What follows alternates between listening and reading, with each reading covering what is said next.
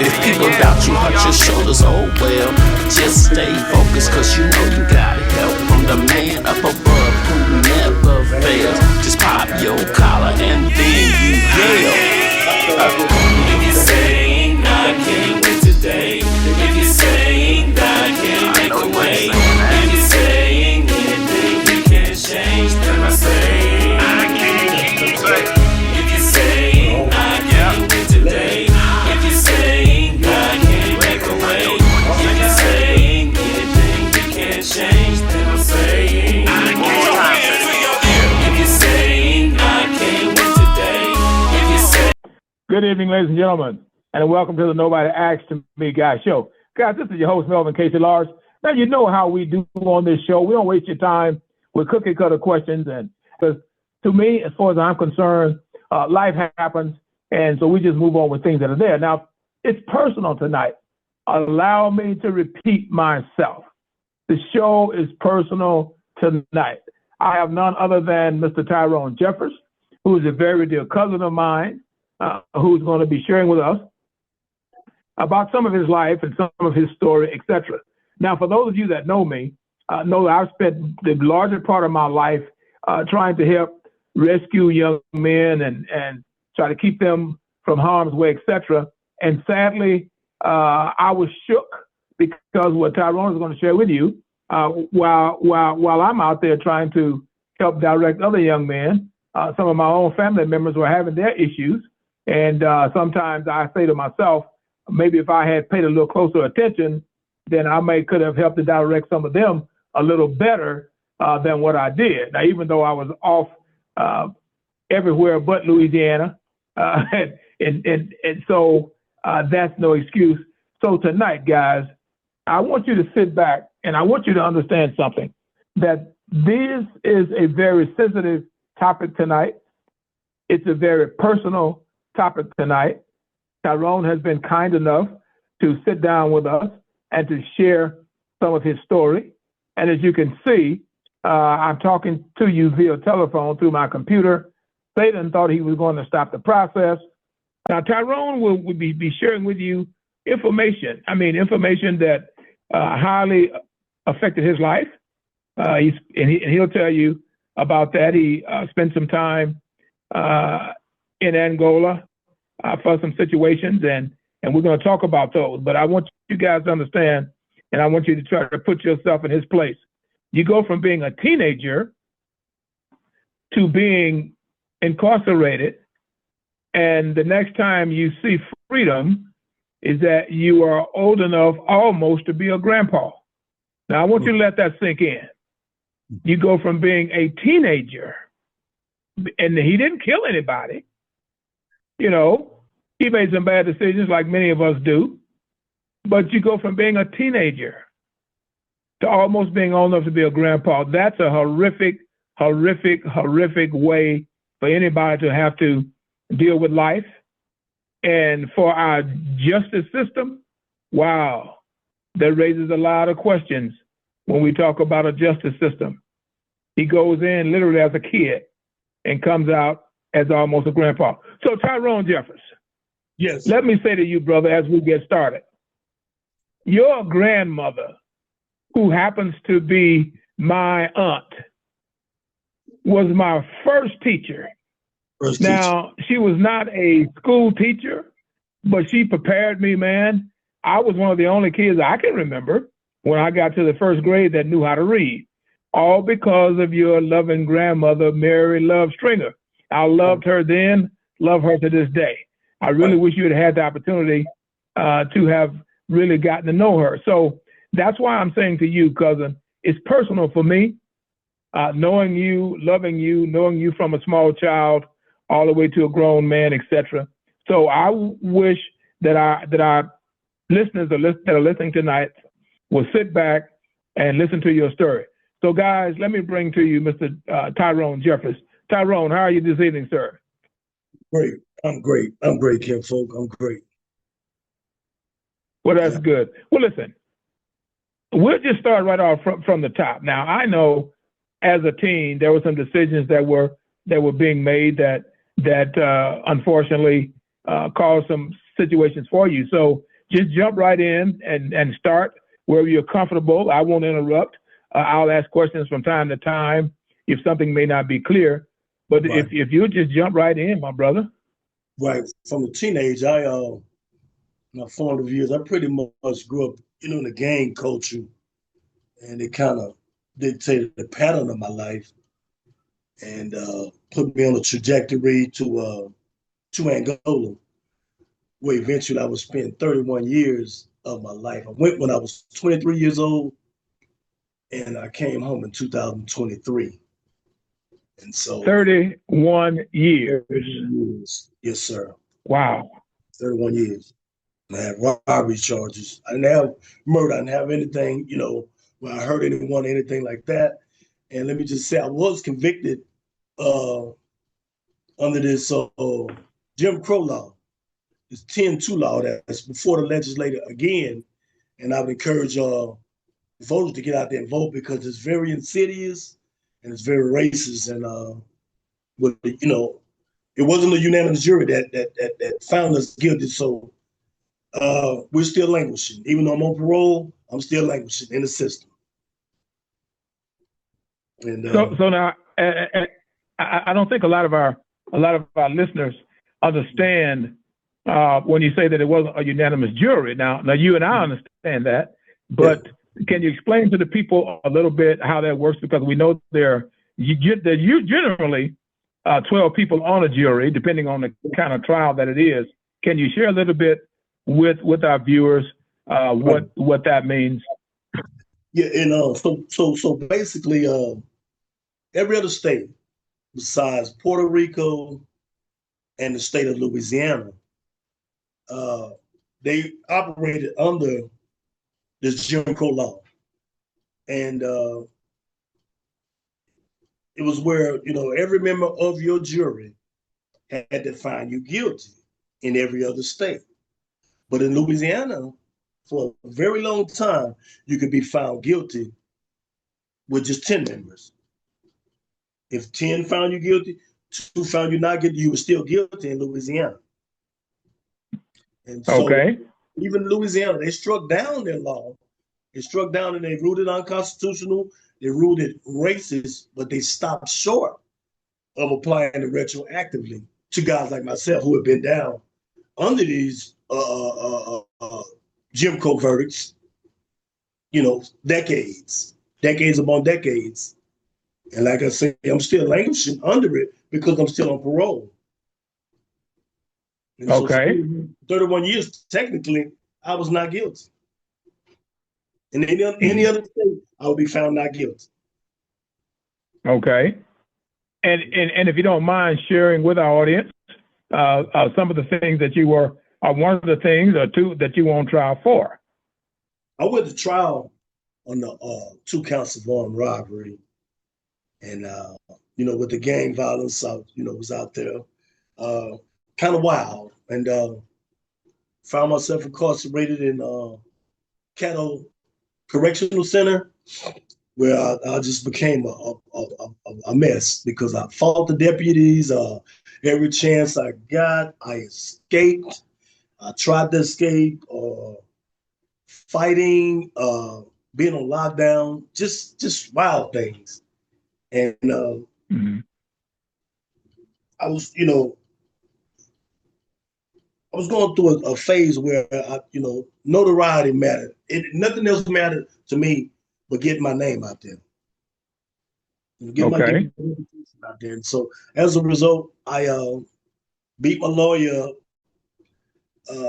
acted bad in the courtroom, and eventually the judge through, he got tired of it.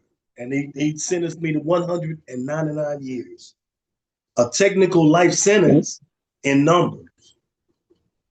Wait a minute. 199 years? Right. 133 on one count, 66 on the other count. Wow. Never to get out again. And no one no one died, right? No one died. No one was physically touched. No one was hurt. Not to minimize, because it is a traumatic situation. But nevertheless, Uh, I accept the blame because it was on me because Judge Stewart, he didn't want to do it. He didn't want to do it.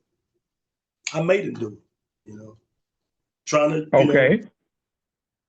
be a famous game banker. Yeah. Now, as you share that, and I'm glad that you brought us back to that point about wanting to be a famous gangbanger. Mm-hmm. What about that appealed to you that you wanted to make sure people knew who you were? You wanted to make sure they recognized you when they saw you. You wanted to make sure that they knew that if Tyrone Jeffers was around or in the area or whatever, he was not to be trifled with, and he was bad news if you ran into him. What really excited you, if I can use that word, about having that kind of reputation? It was gratifying, like the accolades, and that time, during that time, I was very naive, and I was being praised for all counterproductive things, for negative things. I guess that I think that there was something lacking in my household as far as the love. So my naive mind, I felt like I was getting the love from the homies. Okay. And so, when I would go out and do these little things, gang banging things, it was the praise that I got, the accolades, the people talking about me, it just seemed like I was a superstar or something. Okay. Wait. You know what, Ty? As you share that with us, that happens all of the time. Now, being an old educator myself, we would always say that children are going to get recognition either positively or negatively. Yes. And when we as a society, when we as parents, when we as relatives, when we as friends decide, for whatever reason, that we are not going to nurture and help in a positive manner, then sometimes, whether we want to admit it or not, then we help to cause the negative thirst. And what I mean by the negative thirst is basically some of the things you're saying now, is that I wanted the recognition. They were patting me on the back. In essence, they were telling me how great I was, etc. Right. And so I gravitated to that. Am I correct in paraphrasing? You're absolutely correct. And I would like to add that one more thing. The sad part about it that I was arrested for this incident when I was 23 years old. Up to that point, I had never heard the words, "I love you." I'd never heard that. I heard after I was incarcerated. I had never heard those words. From in my family structure, I had never heard the words, "I love you." I heard it from the homies. Wow. So that had a big impression on me. Wow. Reputation. Wow. Yeah. Well, let me ask you this, and I know you can't answer for anyone but yourself. Why do you think that the words, which are very few, love is obviously one word, and many times there are so many definitions for love, and all of us seek love, whether we admit it out loud or not, especially men, because we are so, quote, macho, unquote, and we pretend sometimes that it doesn't bother us. However, what or why, maybe should I ask it again? I know you can't answer for parents. I know you can't answer for relatives. I know you can't answer for those that are supposed to be close to you, but just in your mind and what you experienced, why do you feel that the word "I love you"? I know those are several. "I love you" are several words, but I want us to focus on the word "love." Why do you think that was missing when it came to your family, when it came to your parents, etc.? Well, I had a very fragile and very broken family structure that I was born in and pretty much raised in. Very dysfunctional. Okay. You know, just it wasn't love. Love was something that you didn't share. You know, we didn't do that. We didn't embrace. We didn't kiss each other. We didn't, encourage each other. We didn't say pot. In fact, my recollection is the only real interaction within the family structure was negative. It was always negative. From my mom being abused, Okay, me myself being abused, and it was just rooted in negativity. okay. And Ty, if you allow me to call you Ty, because we call each other cuz and that type thing. What I have heard, and let me just be very honest and very open. I've heard so many young men in my career when I'm working with them is a similar story. And what I mean by similar story, I'm talking about the part not having the love. I'm talking about the, wait a minute, excuse me. I'm talking about the dysfunctional piece. I'm talking about the piece not feeling loved. And I have heard them say, some of them say, well, it didn't matter to me. I don't care if they ever told me, et cetera, et cetera, et cetera. It matters. Did you have feelings of just ignoring that, or did you have feelings of just putting it out of your mind and or pretending like it didn't bother you when it really did? Speak to us a little bit about that. It wasn't a thing to be expressed, but it was a void. To be honest with you, it was a void. Where I wanted love. I've even, I can remember reaching out to my mother and trying to be affectionate, and I was always shooed away. So I didn't know, I didn't experience that type of affection. The only time we really had interactions, I was being beaten. Being beaten. Okay. Now, you said earlier, I never really heard love until I was incarcerated. Mm-hmm. Now, that kind of shook me, man. I'm going to be very honest with you.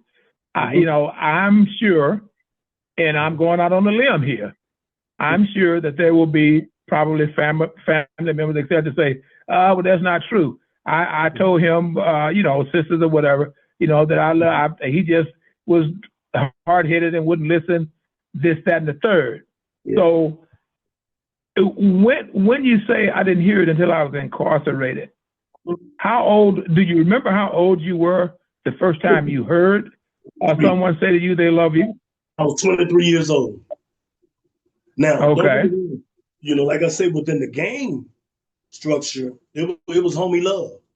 And so, that was, my experience with love, growing up. Okay.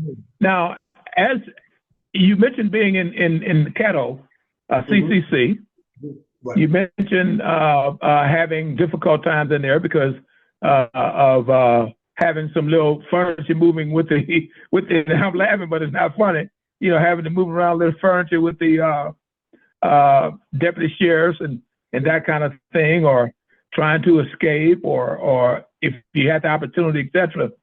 What do you feel that really pushed you to the point that you were just not going to go along with, quote, what they were asking you to do or what they were demanding you to do or requiring you to do? Why did you feel it necessary? And you don't have to answer. We're just talking, and I have a lot of young people on my show. If you didn't know, I do.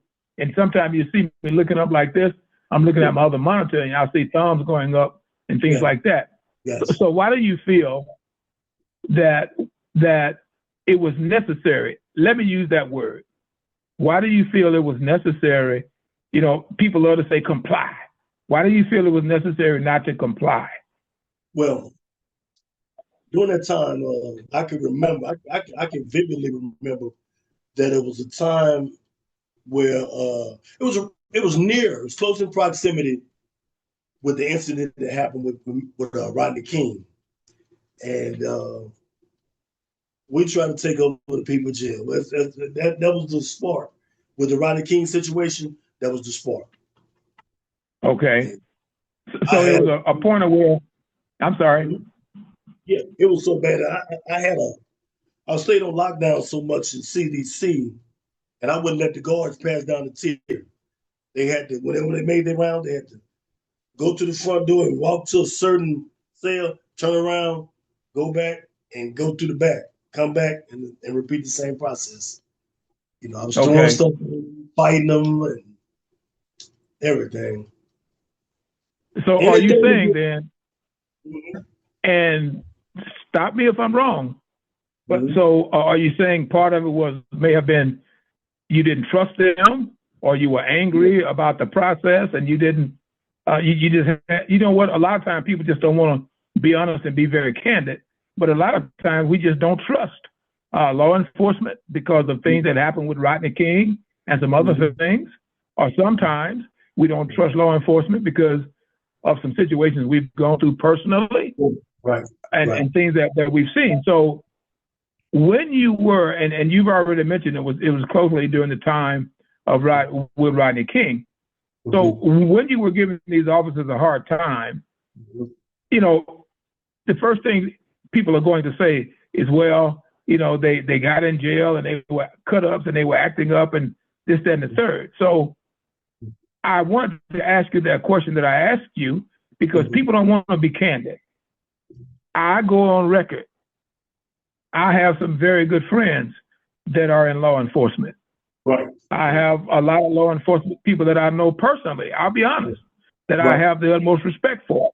Right. But I do understand in situations like you're sharing that everybody does not have the same experience. Right.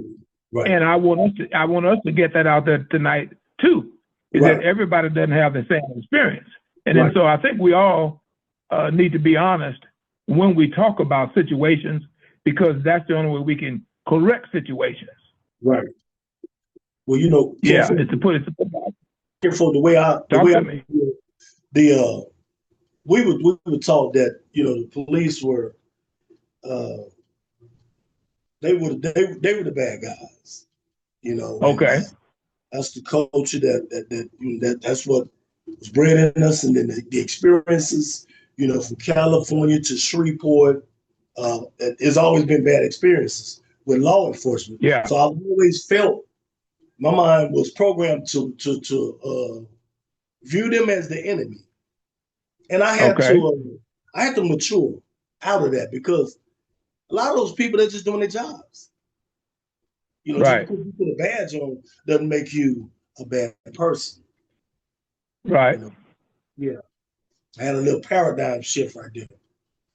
I had to rethink that. And I'll also go on record to say I'm glad that you grew to that point, because most of the time, again, allow me to say, we don't often get the opportunity to just be honest and lay the whole story out there. You know, they talk about it a lot with politics and on TV and stuff, and they try to say, well, they just got the soundbite. But that's really, in reality, many times that's true.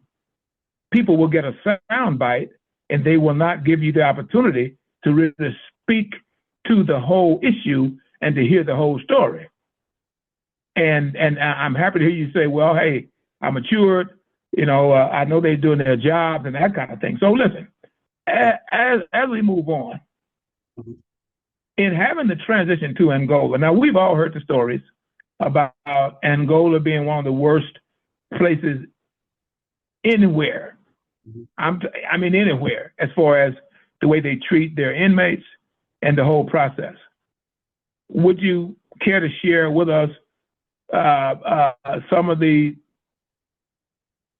things that you may have felt when you got to Angola, like, wow, I didn't intend for this, or I made a mistake, or... Okay, so I said that I was sentenced to 199 years total. Yes. The same day that I got sentenced, that night, they transferred me. I was transferred by myself. That was kind of unprecedented. But I was cutting up so bad. I was fighting the deputies and escaping every chance I got. When I saw a crack, I was escaping, cutting up, you know, cutting up in court, beating my lawyer up, the whole nine. And so they put that tag on me. And so they transferred me the same night, the very same. Usually there's a pre-sentence investigation. It's going to be a little delay between your sentencing and your transfer to the Department of Corrections. But I had acted so bad that they transferred me. The judge put in a special order to transfer me that night. So when I got in the van, I saw that they had a long shotgun. Now, mind you, I've been fighting the deputies. I've been escaping. I've been acting really, really bad. So the first thing on my mind is that they're going to get me on a long dog road and they're going to kill me. Okay. A state trooper stops us for a traffic violation. But I'm thinking the whole time, well, this is it. They got the shotguns. They finna kill me. But they didn't kill me, and I went to Angola. I got to be honest. I had heard so many tales about Angola being the bloodiest penitentiary in the nation, and I was scared. I mean, I had a little fear in me, and I made up my mind. Though I said I'm gonna go in here, and I'm gonna be a man, and I'm gonna get my name up there. And so, got to get your name out there again, huh? Get my name up there. And, okay. reputation kind of followed me in there, but Angola, I caught the tail end of the really, really bad stuff. There was some stuff still going on, but I kind of caught the tail end of it. It was a change in administration, and things were changing. The climate was changing. Okay. But it was still rough. And it was just working all day, and they had us picking cotton. And I'd heard so many stories about some of our family members that had picked cotton, and I wasn't going to do it. So I decided to go to lockdown. And that's one thing that they I never did do. I did it for one day, and I threw all the cotton all over the field, and they put me on lockdown, and I never had to pick cotton no more. But Angola was a what I call a necessary evil. It was a necessary evil in that it set forth the transformation in me. It educated me. It opened my eyes to life, and it allowed me to know myself and to know that the path that I was on, it was self-destructive. And I just doubled down on trying to, after I got my name up there and all that, I doubled down on trying to, come home. Just come home, trying to find some error in my case and working on my case. But it was an experience. I'm telling you, it's going to test you. If you're weak, you're going to be beat, Yeah. Yeah. And you know what I mean? I obviously 31 years, there's no way, we would expect you to go year by year or day by day and that kind of thing. But I just wanted you to have the opportunity to share with us and our young audience that's listening as well as to your experience, because speaking to you, not only as a cousin who I love dearly, but also and you're still a young person, is that people don't get the opportunity to really share and talk without other people trying to talk over them. Yeah. And that's one of the things that we pride about the Nobody Asked Me Guy show, is that I like to give my guests the opportunity to tell their story. Too many times you trying to tell your story and somebody else trying to talk when they should be shutting up and listening.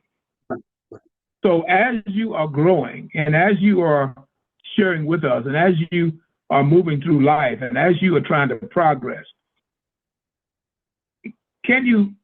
what is the one thing, and I'm gonna break this down for you. What is the one thing right now? It is March 9th, 2026, at approximately, what time is it? Let me put my glasses on so I can see. Tyrone? 7:30. It's approximately 7:30. 7:31. If you could have one thing right now after having spent 31 years in Angola, and you've been out now 2-3 years? Yeah, 3 years. 3 years, okay. If you could have one thing, now I know there are many, but if you could have one thing that if it just came to the door and knocked at the door and say, this is one thing I want you to have from me, who would it be from and what would it be? So there's 2 questions. Who would it be from? Well, one thing I would want to have, I would really love to have forgiveness. Okay. I mean, from, you said one person, but no, it doesn't have to be one person. I just threw that out there. Okay. So the guys that the people that I've heard with this gang violence, because I led a very destructive life as far as the gang banging, all the victims, even the people who sought to pattern their lives after me. They wanted to be like Trey Dogs, some guys. They wanted to be Crips. And if I could, just take back the drugs that I sold to the Black community, like I said, if I could have atonement and forgiveness, Yeah. Because I feel like I destroy lives, even though I've never killed anyone myself with my hands. Vicariously, I feel like I have, because I've led people on the path of gang banging, drug selling, and the whole nine. And I hurt a lot of people. So I would say forgiveness. Wow. Yeah. That's powerful. That's powerful, man. So as you share that, have you had the opportunity in the 3 years that you've been trying to retransition yourself to, have you seen any of those individuals or had the opportunity just to speak with them? Any of them at all? I haven't. And if I have, people look so different now. We've gotten older now, so I don't know if I've seen them or not. You went in at 23, and you was discharged. What was popular in 23, as you can remember? I'm talking electronic devices or music or whatever that's totally different now. And they had just they just came out with the cell phones, and mostly related with what you call the high rollers. They had the cell phones, and we used to have the little land phones, and pay phones were everywhere. And it's just it's a lot, And like I say, coming out, man, it's an entirely different world. It's a different world, man. It's a different world. But now, what I would say, right before I left Angola, right before I came home, I went to step down, and I went to a place called David Wade Correctional Center. And if Angola did anything in the way of transitioning me to make myself a better person, David Wade put the nail in the coffin. Because that place, I wouldn't wish it on my worst enemy, man. Okay. I wouldn't. Okay. No way. So, and amazingly, when we got there, they put the protocol was to put everybody on lockdown. But for some reason, they put me in a dormitory. Now, I came home on what you call a 2045 parole. It's an old man's law. It's when you serve 20 years of your time and you reach the age of 45. Well, I still had some kinks to get out of me, because I went to David Wade's, the same thing, fighting, getting in trouble, even at that age. With my freedom right then, I was still holding fast to that same mindset, so to speak. You know, I was trying to ride 2 horses. I wanted to go home. I wanted to participate, in these programs, but at the same time, I still wanted to be Trey Dog. And so God chastised me. He chastised me a few more years. And amazingly, with my horrible record, I mean, my record is despicable. It's terrible. A disciplinary record in prison. Amazingly, the head Warden Goodwin, Jerry Goodwin, he saw something in me. And each and every time that I went up for the parole board, he spoke in my favor. And I still don't know why. Because he had every reason to speak against me. And then, even with my record, when I went before the parole board, I got a unanimous vote. Every member on that panel voted for me to be free. And they sent me home. And I know that it's God. It wasn't any effort by me. You know, it was God. It was God. Okay. And, you know, see, that again is a powerful statement, because you have a lot of people that would be honest enough to say what you just said. And I want to give you, man, I want to publicly give you your accolades. And, you know, I've given them to you privately, but I want to because a lot of people, man, I'm telling you, just from experience I've had in life, working with young brothers I've had to write letters to judges for, having to go, and moms falling all out. I've had to go to the morgue with mothers to help identify the sons. You know, I mean, man, it's been a scary life for me outside of prison.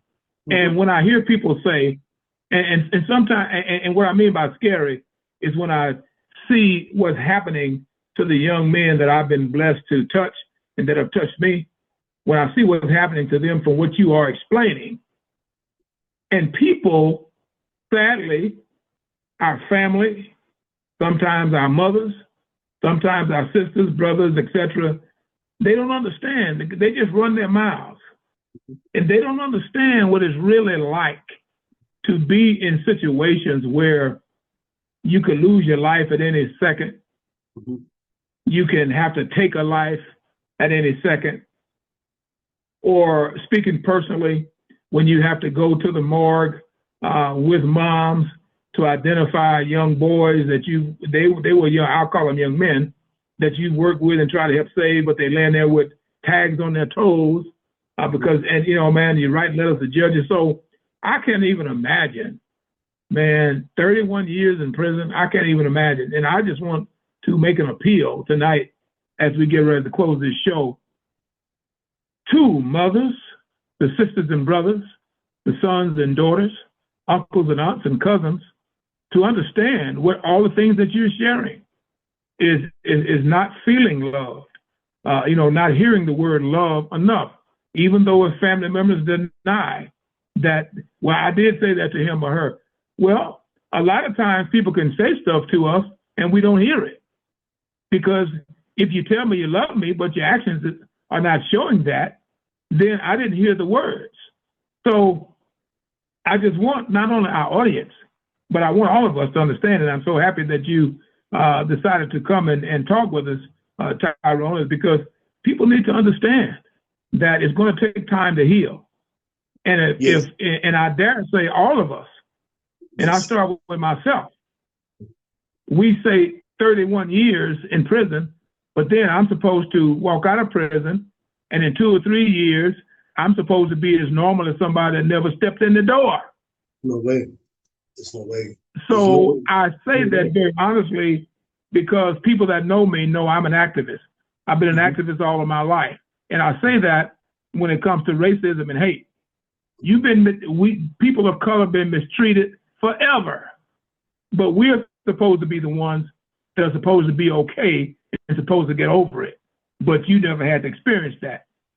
So I had to go there to share with you that not only am I very proud of you, not only am I happy that you've come on the show, but to our listening audience, especially to our young people, to their parents, etc., is we all have to understand is that, yeah, we were disappointed that Tyrone was in prison. Mm-hmm. We were even hurt that Tyrone was in prison, but we were not in prison. True. We could get up and go to the bathroom when we got ready. True. We could go to the refrigerator when we got ready. We could go to the park. We could go to the concerts. Even though Tyrone was missing, even though we were hoping Tyrone could come home with us, he wasn't. So I'm using your name because you're on the show with us, but I'm trying to talk to all of our people that are dealing with, quote, the Tyrones. Yes. And trying to be more patient and trying to understand that love is what we all need. And I'm not trying to preach to anybody. I'm just trying to be honest. Because Tyrone, I'm telling you, some of the young men in the MLK area can tell you, and I think you were incarcerated at this time, but I had moved back to Shreveport. I was working at Green Oaks High School. I had to literally stand in front of some drone guns at the school to keep them from killing other children. Nobody stepped up and stood with me. Right. But thank God the young men had enough respect for me that they would listen to me and not murder me or murder anybody else. Mm-hmm. And I was concerned. I didn't know what they were going to do, but it was me in that situation. So I'm sharing that not to brag on myself, but I'm sharing that to try to help people understand that it was Tyrone in that situation, not any of us. Yeah. So I'm saying to my young audience is you do not want, and Tyrone is telling you, you do not want to put this kind of pain on your family. We understand that when you go to these juvenile facilities, we understand, etc., that you're the ones in there, but you still have work to do. So, Brother Tyrone, I'd like to ask you if you have any parting words for us tonight for our young people before I let you go. If I may, I would like to say something to the young people and also to the families of a lot of men and women that are incarcerated that's coming home. I first want to say to the youngsters, man, if you participating in this click thing, I know the gang thing is kind of phasing out a little bit, at least in Shreveport. If you're participating in it in any kind of way, man, it's nothing in it but self-destruction. You know, I've seen homies zipped in body bags and stood up while they was being zipped in body bags, shot all up. It's just it's not worth it, man. You know, you could take the time to, give that energy to something positive and something productive that you can base your life on. No one can make that decision but you, and also to the families of some of these men and women that are incarcerated, kind of be patient with them as they make the transition from incarceration, which is a very traumatic situation. Be patient with them. You can't eat an elephant with just one bite, with just one chunk. You got to eat it one bite at a time. So, be patient with them, take the time, support them. And don't try to push them in what you think, where they should be as far as the progress or whatever, making the transition. Be patient with them, and because I tell you, man, you experience some of the most abnormal things and you're housed around some of the most abnormal individuals on the face of the planet that think nothing but negative and you're around it every single day of your life, every minute and every hour of your life, for decades. And so you're coming back into society and you thrust back into life, you just can't rush. You can't rush the process. You got to be patient. And the Nobody Asked Me Guy show. And we want you to tell your friends, come to our show. Go to YouTube, look up the Nobody Asked Me Guy show. We want you to like and subscribe. And it's not going to cost you a dime. We don't charge you a subscription fee. So we'd like you to go and support this show. So now,